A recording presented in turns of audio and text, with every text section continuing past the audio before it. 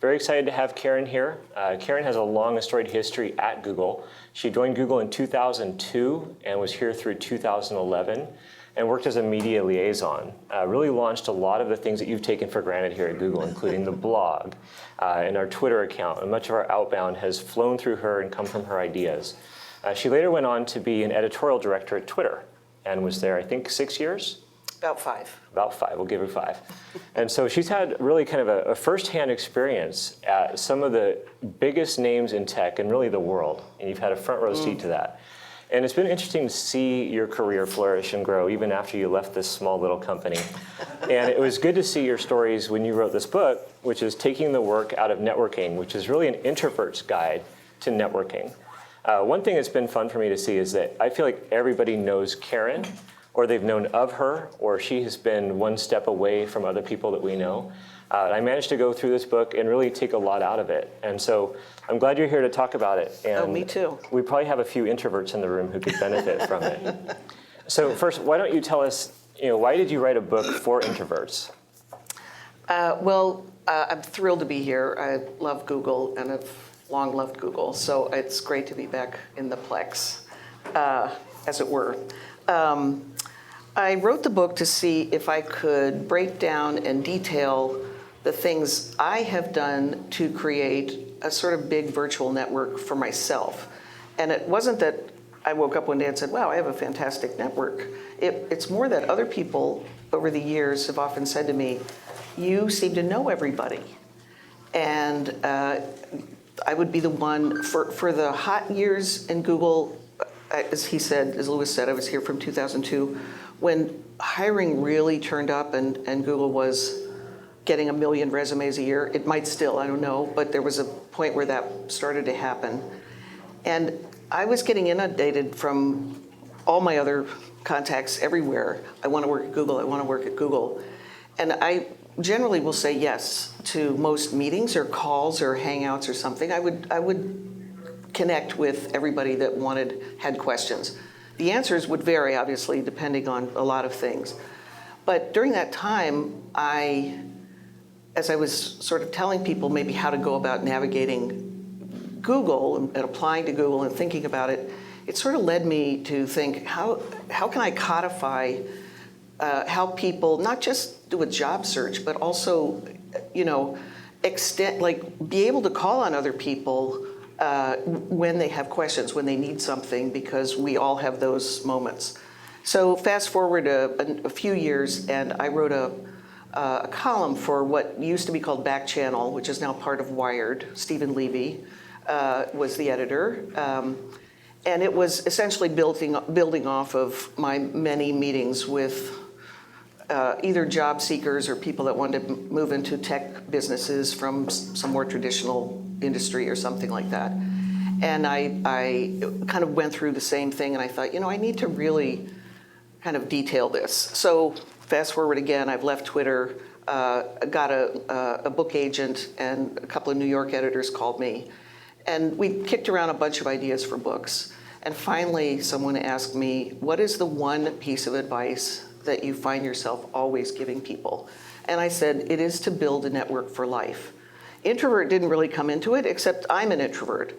So I've never not built a network on the basis of me being a famous celebrity.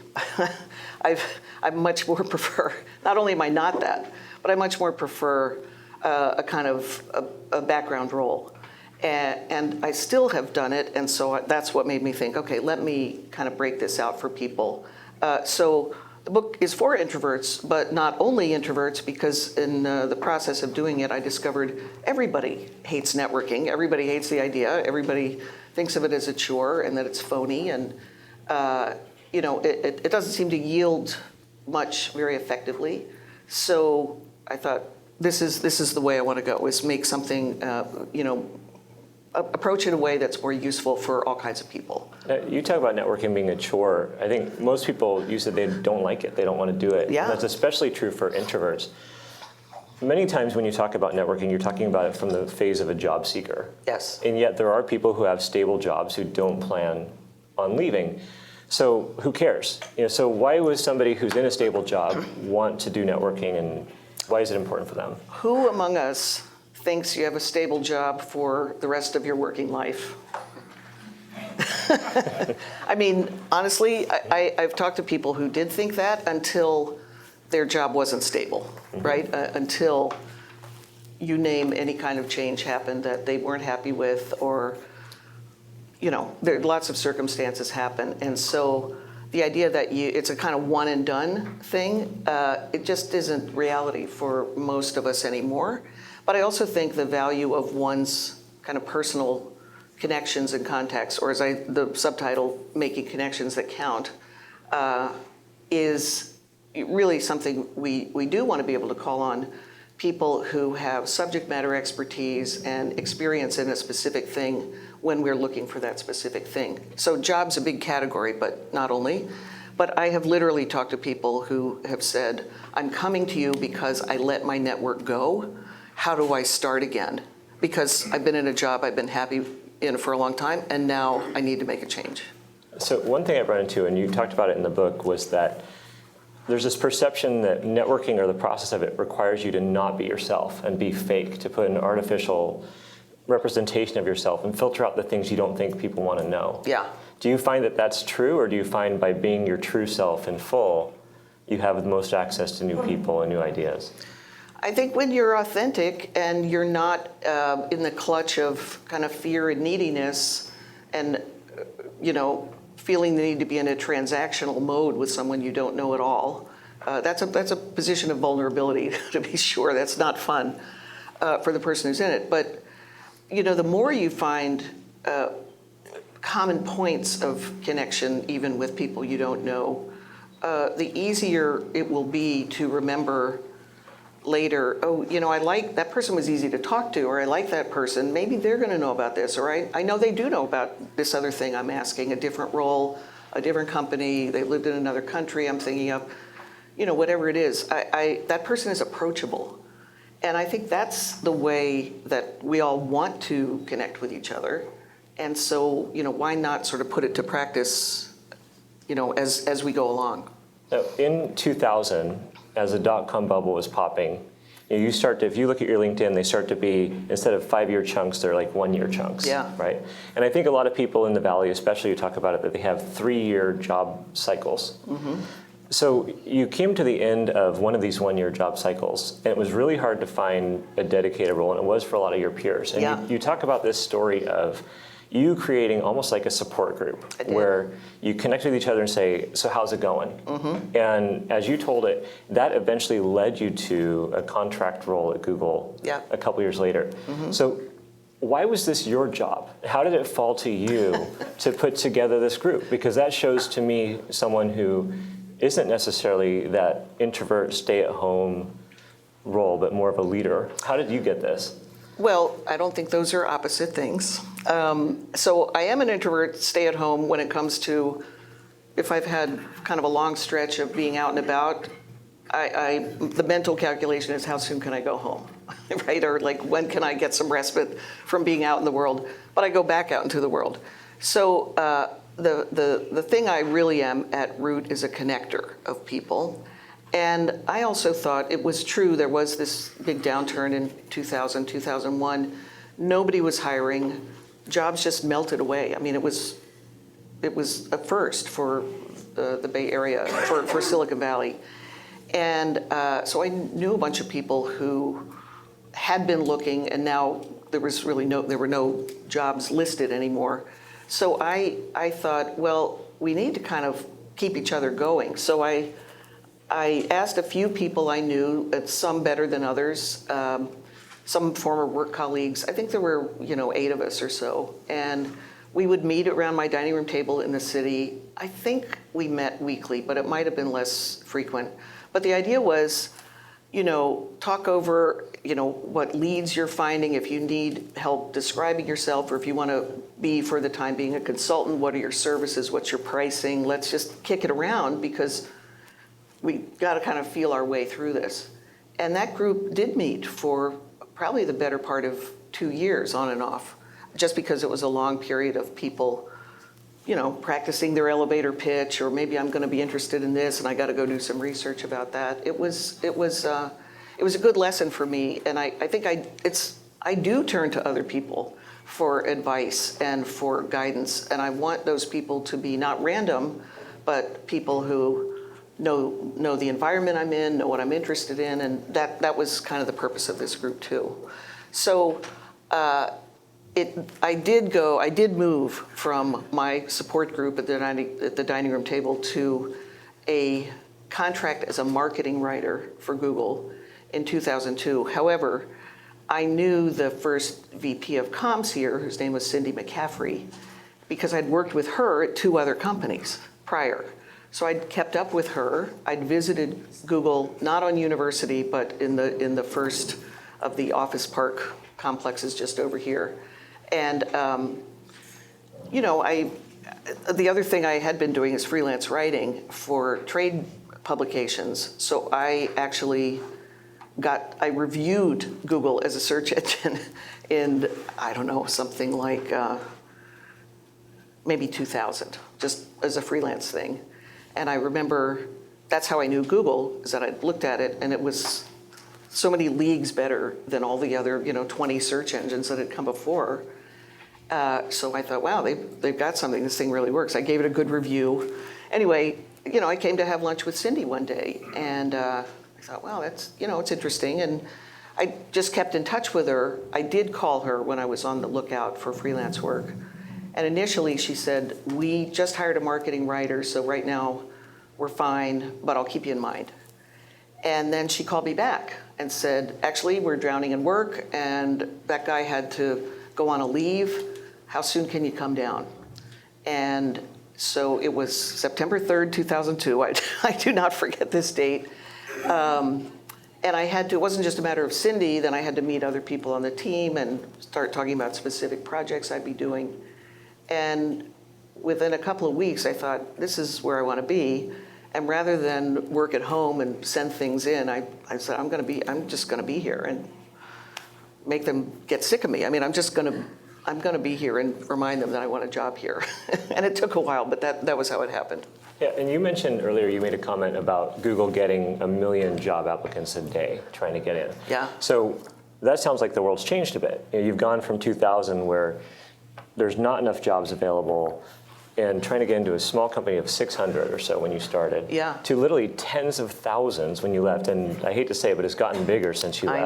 I know. I left at 50,000 when the Motorola acquisition went through. Mm-hmm. and so there's been a lot of change, and you were kind of a front row seat to a lot of that change. Yeah. So how did that change your approach to both networking and communication? Because now you have this tremendous stage, and you have all these people who want your attention, and you have to be a filter as well. Right. So on the first part of that, the thing that I learned at Google that I'd never worked for a company that had grown so big so fast. People had said to me, you have to be kind of entrepreneurial when you're at Google. You have a lot of room to explore and make things happen. I didn't know what that meant really at the beginning. It didn't really sink in. But the thing that I did discover pretty early, I was part of the communications team when I finally did get a full-time job.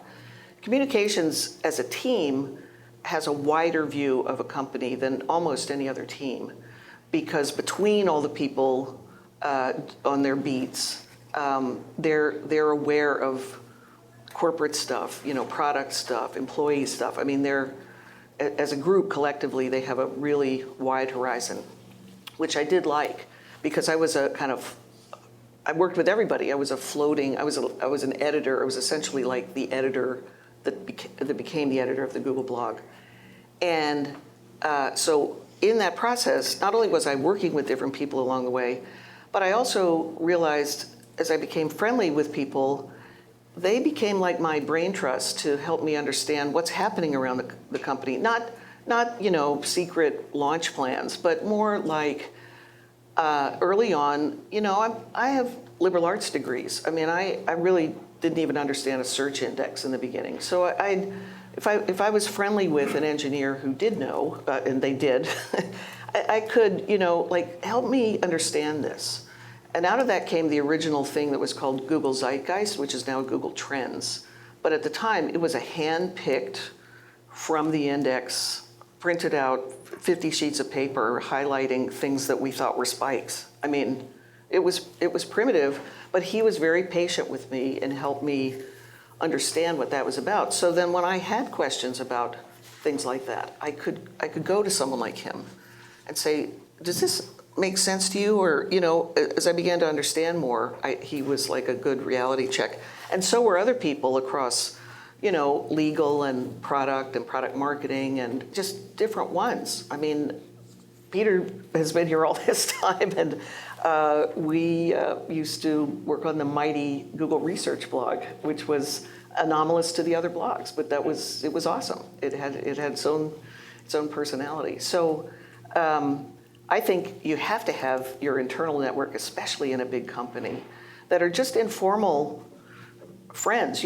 Companies not this big, you can imagine people saying at the water cooler, I'm so excited about that launch tomorrow, and somebody's saying, really? Does legal know about that yet? Because I'm not, that I hope doesn't happen here anymore, but you can appreciate that it has a value to ongoing business, but it also just enriches your experience so that you understand all the parts of the business and who's doing what, and that people are looking after and focused on different things. To me, it's very enriching, and I don't know how you can navigate in a company today and not do that.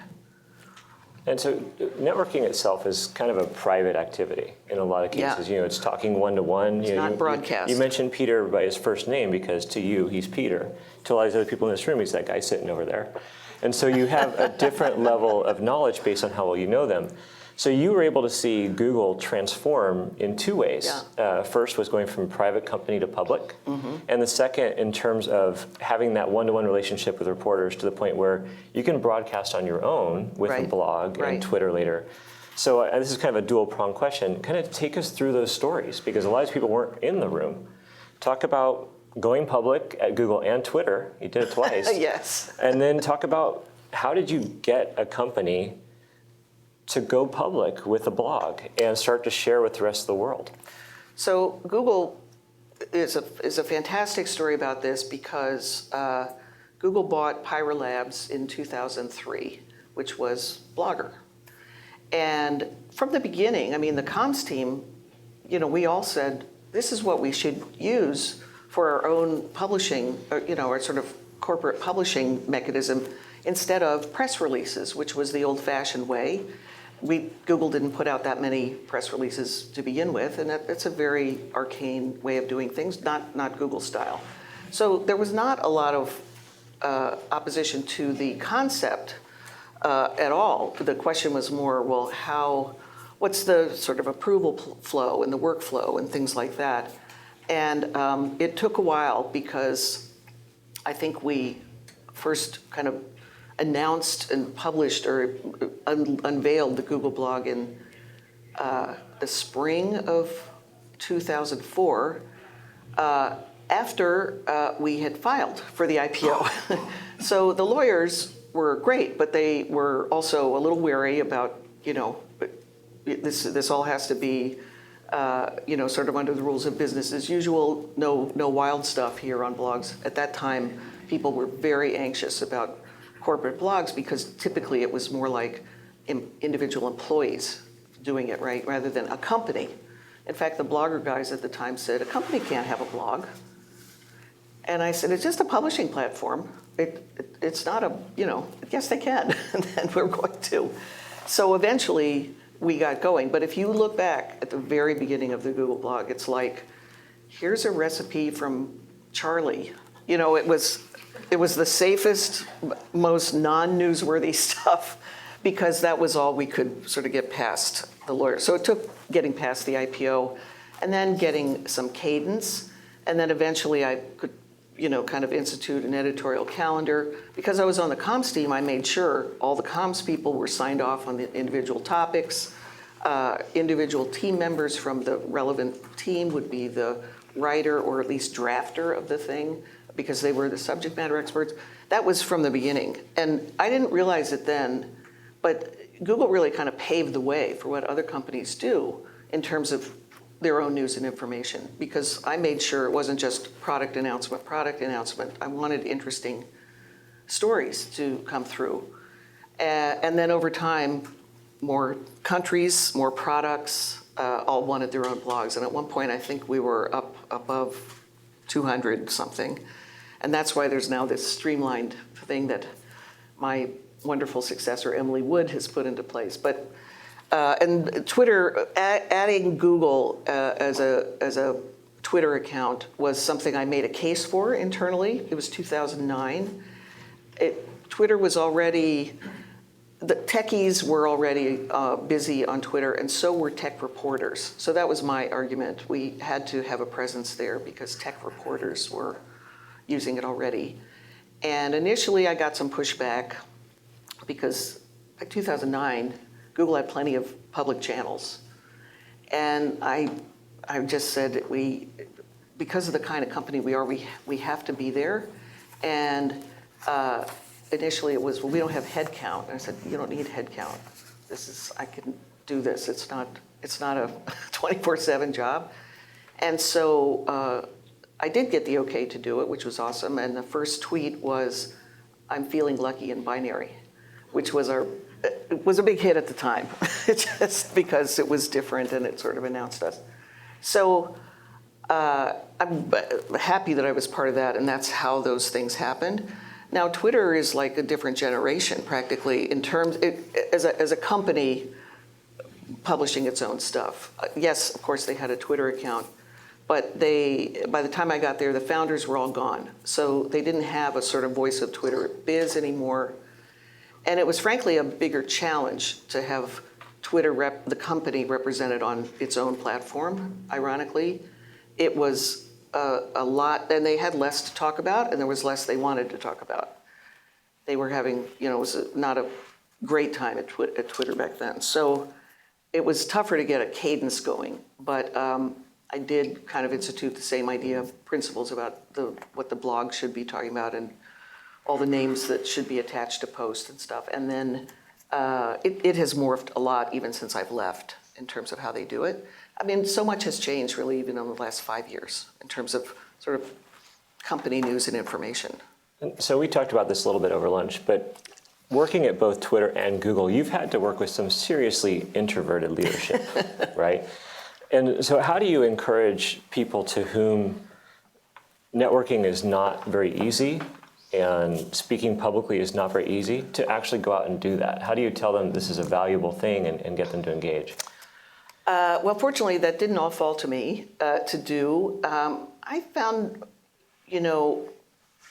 my goal was always to be genuine and helpful, honestly. And so I was in situations where I could do that, but I was not the advisor talking about media opportunities as much. I did know that someone like a Stephen Levy, who's an editor at large at Wired now, who's the guy who wrote the big book about Google, he was a perfect kind of comfort level for lots of people here, and that made it a lot easier for him to get access and write that book.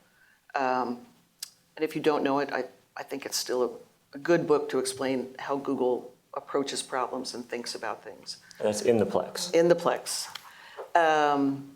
So it depended on, I would never be in a situation to push, a broadcast TV interview. Other people would do that. But I could suggest maybe the more offbeat sources that had credibility, or the more interesting ones that were not necessarily the biggest following, but maybe had influence in areas that the founders or some of the executives would care about. You talked about blogs and obviously Twitter having its own Twitter account, which brings us into this new generation, like you said, of social networking. Yeah. And so in your book, you go through and talk about a mix of real life networking and also social networking. What do you think that percentage should look like? Can someone get away with being a keyboard jockey and just doing email and just tweeting just enough and just posting Instagram just enough so that you have the kind of loose ties that you reference constantly in your book? Yeah, you can. That's part of the point of my book is I wasn't like conferred with a lot of power and visibility that people would want to connect to me. I mean, which is typically how, that's how maybe Tony Robbins does it, right? But for most of us, it's more, I mean, we want to be your genuine self and be open to meeting new and interesting people now and again. Essentially, it's not a 24/7 calling. So I do believe that the various social channels make it possible to discover and meet and have relationships with people, with many more people that was ever possible without that, for sure.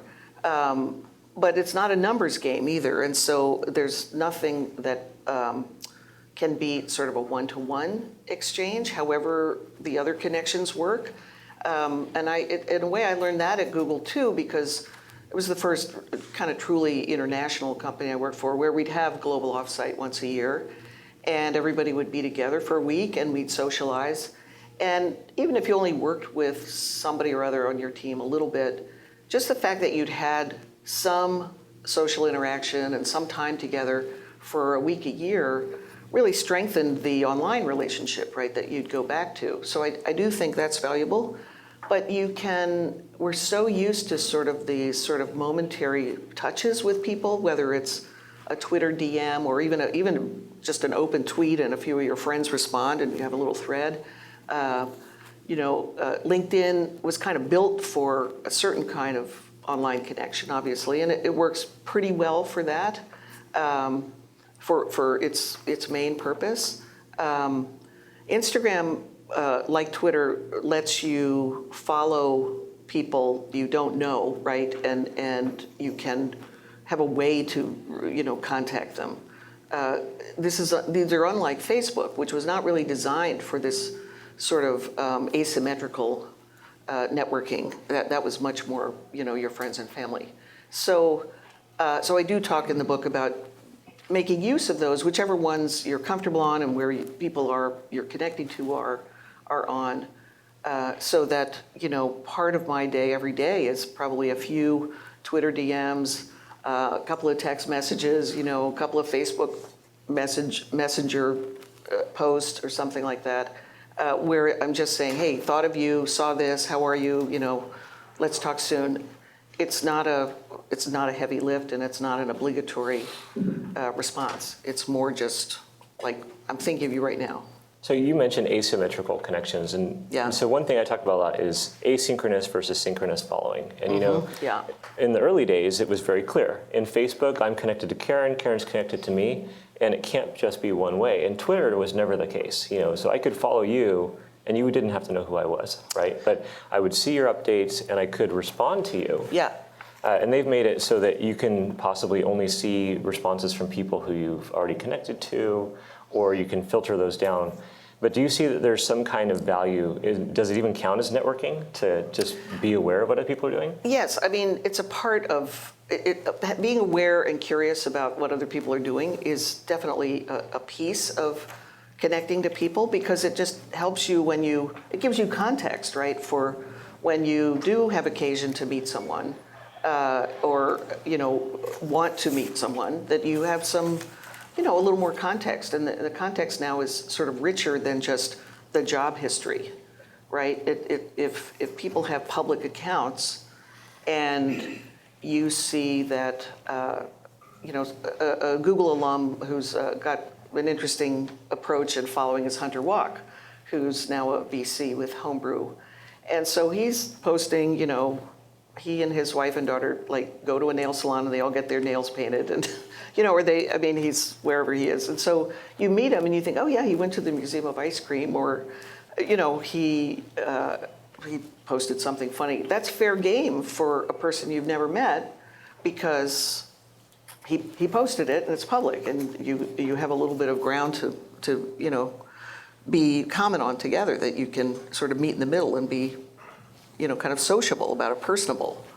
Well, you mentioned that. So in your book, you talk a lot about, doing the minimum standard to get into one of these networks, but you have to be authentic. You can't just tweet a few links and then disappear. But you also have people on the other side of the spectrum who share everything. right? And they don't stop, and you mute them or do Right. everything, but they just continue and continue because True. there's different personalities that take place in all these networks, including, I think you said, be it the communicator, the person who pontificates and Right. makes comments and everything. Yes. How do you find your lane? Do you just know what it is? I mean, no, okay, I tried out now my favorite quote from the book from a guy named Ivan Meisner, which is, think of networking less like hunting and more like farming. Or if you like, substitute gardening for farming. So the idea is you're nurturing, you're watering, you're planting, you're trimming, you're weeding, you're plowing under, you're replanting. Where hunting is very transactional, shall we say, a one hit. And so you don't, I mean, I kind of built my online connections over time just by, this person's interesting. I have something in common with them. They're interested in the same things I am. I didn't meet them maybe at Google, but I followed them. I know what they're doing now. I want to be connected. I mean, it's a long game, right? And it's a sort of ongoing process of cultivation and nurturing. Sure, and you talk a lot about loose connections. Yeah. And so when you look at these loose connections, first of all, you can define what that means. Mm-hmm. And then second, for people who are loose connection who might not have a direct overlap with a job, does that matter? Like, do engineers need to connect to marketing people? I would never mandate such a thing. No, I mean, it's based on sort of who you like. I find an interesting thing, though, that the time since I've left Google to me is such a world-class network of people, past and present. I mean, literally at the door here, a guy waved that I worked with 15 years ago. Maybe the last time saw him 8 or 10 years ago. And, he couldn't stay today. I'm going to follow up and just say, I missed you. How are you? It's very, it can be very intermittent, and there's no prescription about, roles or history even. It's more just who do you like, what associations you might have with a place. I'm sure a company that fosters and encourages collaboration and cross-team work and relationships and friendships does better in the long-term networking realm than one that is very siloed. Just a guess. And you talk specifically about all hands where people flew in from around the globe and met here, and Yeah. you still have relationships today. Yeah. But the reality is, both you and I had dogs, and wouldn't we rather walk a dog around the park 2 times than go to some event in the city and walk around the room for 2 times? I'd rather walk the dog. Yeah. So do I have to go to this corporate party? Okay, so a global offsite is not probably an optional thing. Mm-hmm. It's different than the holiday party, I would say. You probably do have to participate fully in the offsite, and that's probably a good thing all around. I do write about corporate parties because they're not really networking opportunities, I don't think. They may or may not be obligatory, but they are more of a political statement, perhaps. And by that I mean not at a company this big, but at smaller companies, you need to be seen as a team player, right? You need to be, kind of part of the group and going along with things. So in a small company, it's not for fun. It really is a work obligation to go to the holiday party. What I say in the book is you do not have to stay all night at the company party. Make sure you're seen by a couple of the people you need to be seen by, and then make an exit. But they're not the same thing. No, absolutely right? not. Yeah. But no, I was just bridging. Okay. Okay. So you also mentioned in the book that the people that you need aren't always those who are doing the hiring. So can you explain that? Yeah.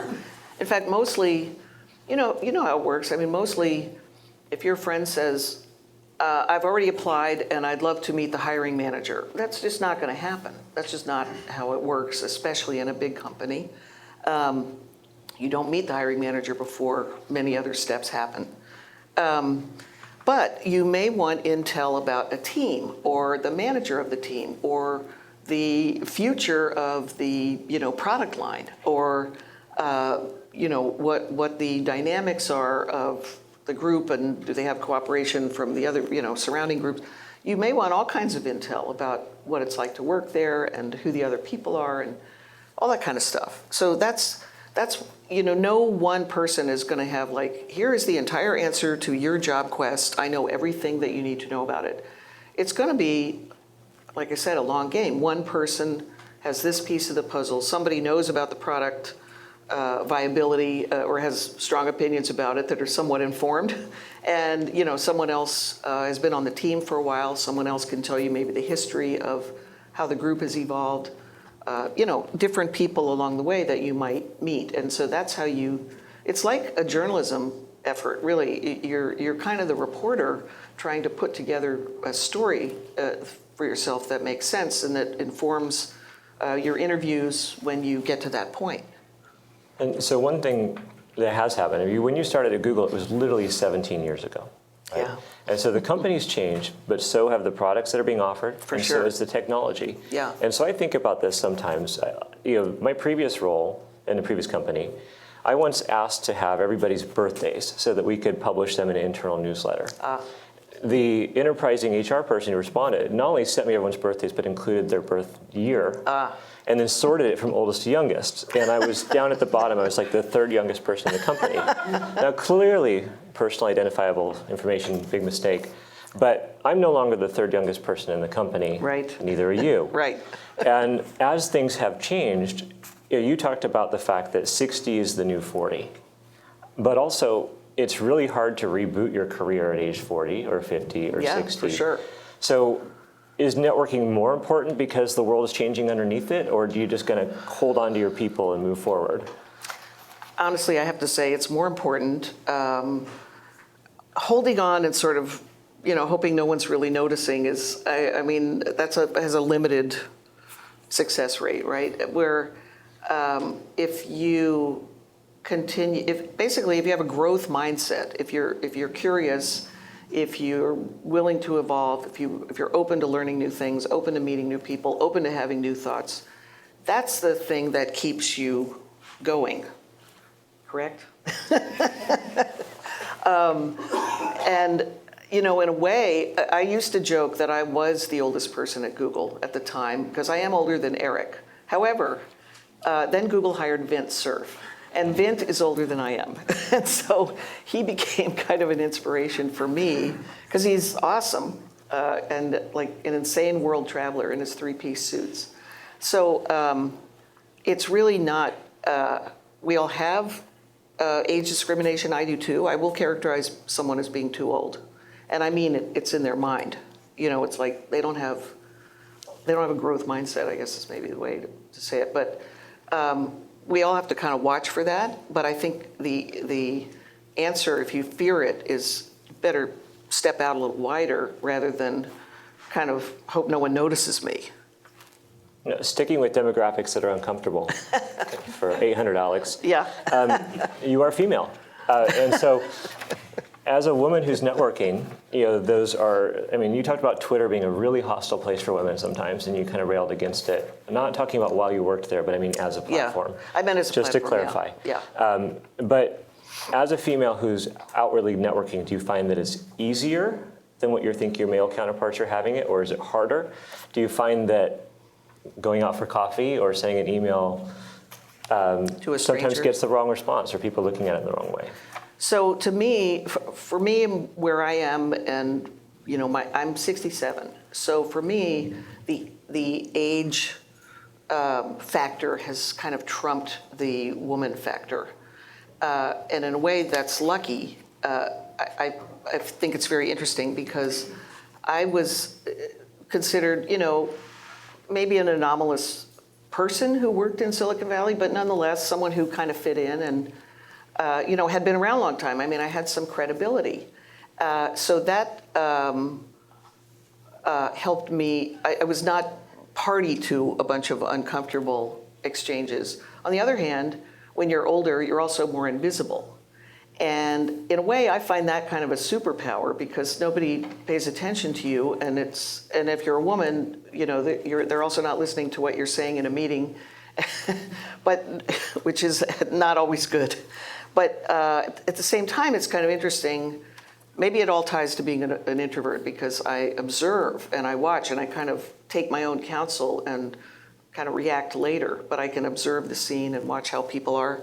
But I do think that for me personally, I'm sure I wasn't seriously considered certain times in my career, not just at Google by any means, for different roles or something, because some guy was friends with another guy. I'm sure that has happened.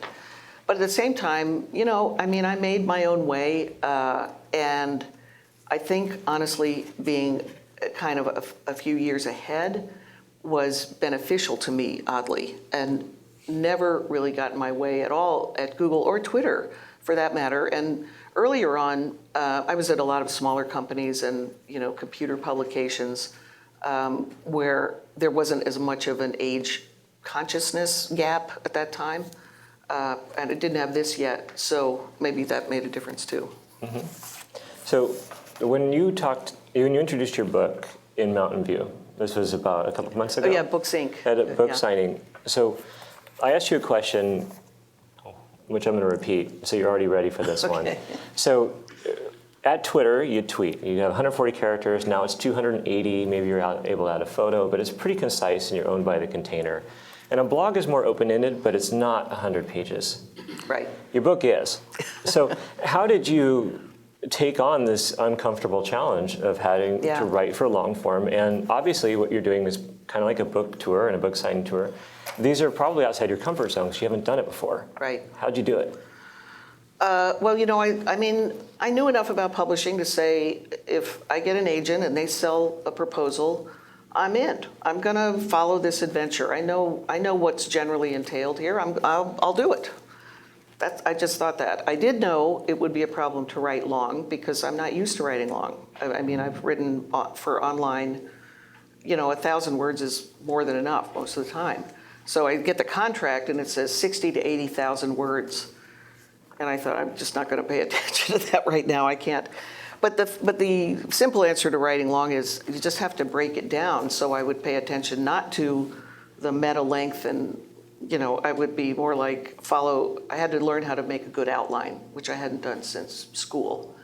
And then literally go to the outline and say, okay, that's next, and then that's next. That was hard. That was really, butt in seat type work to make. And then one day, my editor said, let's just count up how far you are, and she just, I did it all in Google Docs, and so she just sort of did a rough count of every chapter. I was like, wow, I'm at 43,000 words already. So you will see, it's not a long book. There's sidebars with exercises. There's epigraphs for every chapter, because that's as long as it needed to be. And actually, that's what my editor told me too. I didn't have to kind of overly repeat, but it was a slog. It was something I had to learn. Same with going out and talking about it.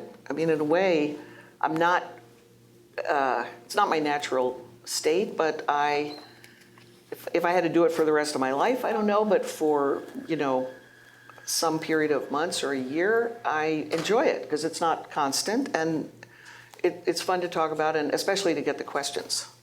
So you talk a lot about getting the first role at Google through people you know and using the network and helping other people forward. And similar at Twitter, someone you knew and your existing relationship got you there. So that sets up this kind of wall where people who don't know you can't get in. And when you talk about Google getting 1 million resumes a quarter or a day or whatever it looks like, it's a lot. So there's a two-piece on this. First, does that mean online job submissions are dead and recruiters should just do something else? And then the third thing, which I'm concerned about, is if you're only getting in by who you know, doesn't that just cement the diversity problem that we already have? That's a very good question. But I would say recruiters are not going away because there are still lots of jobs in the world that follow this, CV submission picked out of the pile, phone screening process that goes on. The question is really about the higher level jobs and the executive roles and the roles that are kind of built on relationships and have fostered relationships with other people in other places. That's an interesting thing to explore. For me personally, that's why I'm open to meeting everybody all the time and giving advice, even if I don't have direct advice. I will literally Google like a good how-to article and send it to someone and say, I can't help more than this, but this is a good source for what you need to do next or what you need to know. It is a very good question about the idea of, this sort of friends of friends. And I don't have a single good answer to that. I would say that the more people in hiring positions and incumbents at companies are aware of that, the more they broadly network, right, for roles, not just the old, example would be Ivy League is where the only place we go versus all of other kind of schools. Now I think we have to say that they don't all have to be four-year colleges. We want to look at a bunch of different variables. It's going to just be a piecemeal improvement, I think, where someone says we are determined to we're going to look in more sources, we're going to have a broader definition of the role, and we do not want, the friendly person that we already know we'd like to have a beer with in the, famous notion. In fact, I did interview an HR executive because this question of cultural fit has come up a lot, right? This kind of shorthand for, they fit with us, they're like us, that kind of thing. And she said that at least in her circle of HR and training and development people, they knew that was a bad construct, and they don't use that. They don't want to reference that. They think instead about one's cultural contribution to a company, which is could be narrowly defined, but hopefully is much more broadly defined as they have their passions and their interests, and they're not all the same, and they don't all match each other. They're more like they bring a richness, so they have a contribution to make culturally and socially, as well as the job skills. And I like that way of thinking about it. But it takes discipline to actually apply that in all the steps in a hiring process. And so you often talk about having this large network of connections, but do you also have a really tight network of close connections where you can be unfiltered? And is that just a relief to not have to be this public face? Well, for sure, but I'm not sure I'm this public face that much of the time, to be honest. I mean, we all do, when you actually get together with someone face to face, you're hopefully going to be more personal and more, unfiltered than even watching what you tweet or something like that, or what you choose to write about. We all need that too. We need the intimacy of the actual, direct connection, as well as I think this broader world that helps us in a lot of things that we do. So Cliff, I think we have the option for anyone else in the audience who's live to ask questions if you do have them. So you mentioned Levy, who's great. What other reporters were good to work with, and who was bad to work with? Well, I mean, actually, it's interesting. The whole scene has changed so much. It used to be there were the big mainstream outlets and then a bunch of bloggers. And now we can't really make that differentiation as the same way. So Stephen Levy is a wonderful long-form reporter and not a sort of day-of scoop type reporter. There's actually too many to name who were covering Google, but most of maybe this is a fudging on the question, I don't know, but it's a relationship business too, right? It's ongoing conversations, and by the way, not just when you need something. I mean, it really mirrors the same idea of connecting with people so that you can give context and be off the record and kind of let them know something's coming without saying what it is. And it's very much a good relationship network. I would say that the publications, have changed so much. BuzzFeed and Vox is, maybe these are things that didn't exist a few years ago. Vice sometimes. There are many more outlets than the mainstream. The reporters change, though, because they're not in long-term stable jobs for the most part. And so they move around. So someone like Mike Isaac, for example, kind of cut his teeth a little bit at Recode and Wired. And now he's at the New York Times, finishing his book on Uber, which we're all waiting for. So, the cast of characters in a way has changed, and some of the practice has changed because it's not about, years before even Google, for a long time in PR, it was the long form, which was magazines that were 3 months out, the short form, which was newspapers, and then here came this other thing, the blogs, right? And it's like, it's just so much a different landscape now. I was wondering what your perspective was on networking events where it's, because you talk a lot about the current relationships where you're working with someone, Yeah. but where it's there's a networking event that someone's hosting, whether would you attend it or not, or what your take is? If it was really just the purpose of this event is to meet people and come home with business cards or contacts beamed between phones, I'd question, that's like a weird speed dating kind of thing. And that's why I think people hate the idea of networking, is that's what they think of as hotel ballroom. I'm going to make myself stay 30 minutes and I'm going to come away with 3 business cards or, whatever. But if it was a conference, then that's a little different, where there may be common interest. You might be there for a day or two. You're going to have a little small talk with this one and that one. There might be a legitimate moment of connection. You wouldn't do a whole networking thing there. You'd follow up. But that's more natural than just network to find your next job at this event that is about that. I think I wouldn't do that personally.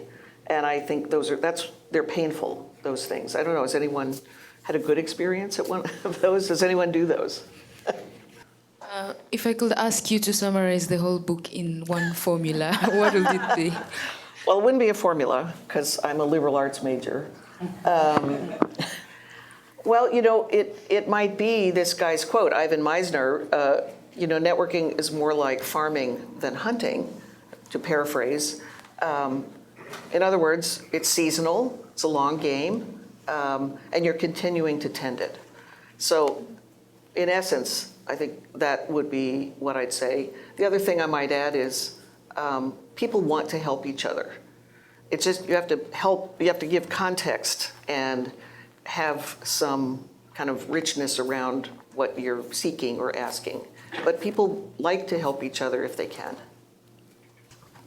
When you reach out to people, and as an introvert, I have a problem where you don't know what to say. You don't have a purpose in mind. What do you do then? And if you reach out to people, do they always respond to you? Especially with people where you have nothing really you need to say, and you don't know each other that well. I think I'd wonder why you're reaching out in the first place. Is it what would make you reach out to someone you don't know? In general, because someone tells you it's a good idea to make more contacts. Okay. You still need context, right? So if it's just LinkedIn kind of set this up in a way that is, I guess, somewhat useful, but not entirely useful, right? Where it's you send somebody that canned language, I'd like to join your network. Don't do that, right? Don't just send the canned message that's not from you. They make it easy to overwrite that and say, I'm interested in your career as a product manager. I'm interested in how you got to that company, or what you've written about something in AI. I want to know more about that. So you immediately bring some reason for it to the front, and that's when people are like, oh, that's kind of flattering, and maybe I will respond to that, however briefly. No, people do not always respond, and that's just kind of the way it goes, I think, the law of large numbers or something. If the more you're trying, I do find that the better, your odds are always better if you can say, I am a friend of so-and-so's, or even better, your friend introduces you, but beyond that, if you're just you say, I know someone has spoken highly of you, or I heard you talk, or I read your paper, I would love to have, 20 minutes, or could you respond to this and send me a link to your paper? Or could we have a 20-minute call? Or if we're both local, could I buy you coffee one day? Or, something like that. That it's like not a heavy obligation for them. There's not a time limit. And you're saying, I'd really like to know more. And maybe you don't ask it all at once. Maybe it's just, may I ask you a few questions about this thing?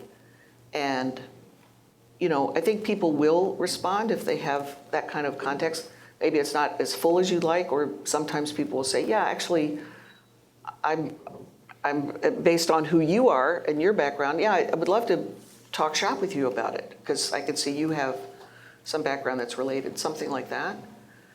So, but you do bring something. You're not asking a favor in the sense of, please help me. You're just saying, I'd like to know more, or this interests me. Can you, would you take time to tell me more? It's not like I need a job and I have to apply tomorrow.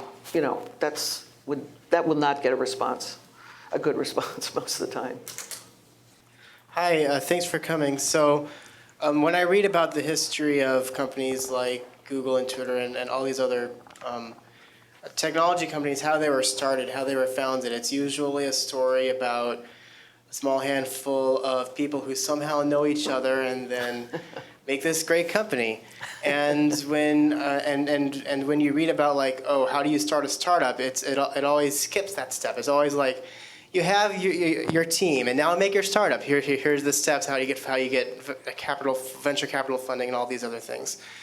How do you go from having this network that you've cultivated to having like a team that you can use to actually take steps to start things like this? It's a very good question. I mean, I'm only speaking as an observer here of the same history you're talking about, but it seems like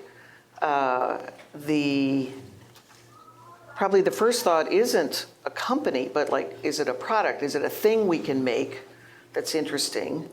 If it's engineers and technical people, and money doesn't come into it for a while, but it's more like, is this a good idea? Is this something, either interesting or groundbreaking, or does something different with technology in some way?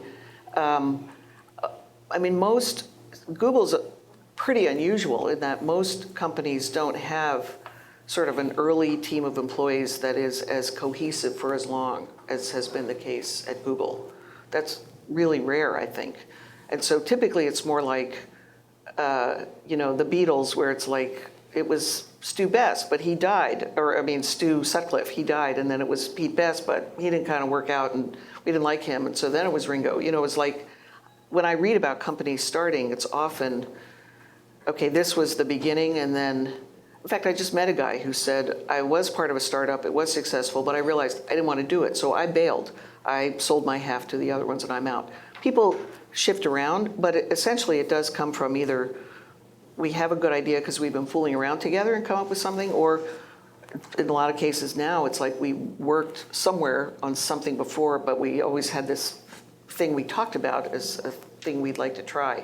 But there are so many steps between that and, even VC or anything, becoming a company. I mean, lots, don't obviously get that far. But it is interesting what you're saying, though, about it is kind of your personal network of people you know well at first, right? You're not, discovering people on Instagram for your company. It's people you know and trust in the beginning, and think deeply about stuff. And then, it's a long journey after that, I think. And so how that happens, I mean, we're lucky to live in a place and in a time when there's so many things that are like incubators and, angel investors and small accelerators and things that are for very early stage, just fooling around, startups that are not formulated at all, but it's a few people trying to figure something out. And by the way, they're networking and talking to other people and testing out their ideas. So it's very hit and miss, but I think that's what, I don't know, makes it seem, It's a small conversation that turns into an idea. yeah, it's a good way of saying it. It's great to be here, really great.